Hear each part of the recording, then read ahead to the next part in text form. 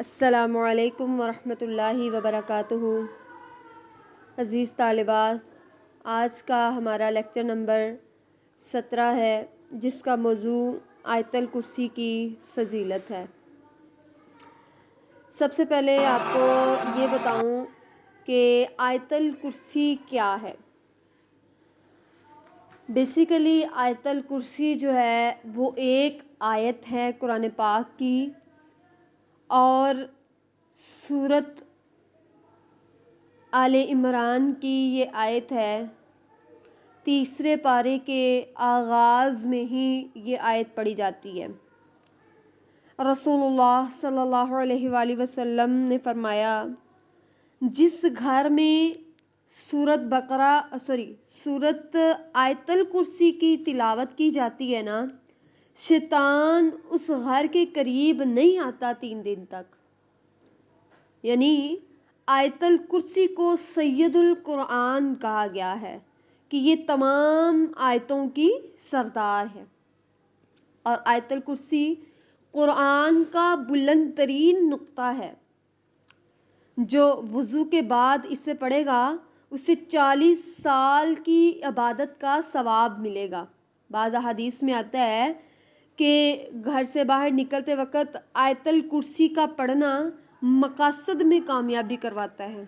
ایک اور حدیث میں ہے، رسول اللہ صلی اللہ علیہ وآلہ وسلم نے فرمایا، جو شخص رات کو سوتے وقت یعنی سونے سے پہلے آیت الکرسی کی تلاوت کر لیتا ہے اور صبح ہونے تک وہ اپنے رب تعالیٰ کو پیارا ہو جاتا ہے، تو اگر وہ رات کو آیت الکرسی پڑھ کے سوتا ہے اور رات کو ہی اس کی روح قبض ہو جاتی ہے، تو اس کا مطلب یہ ہے کہ وہ بندہ جنت میں جائے گا۔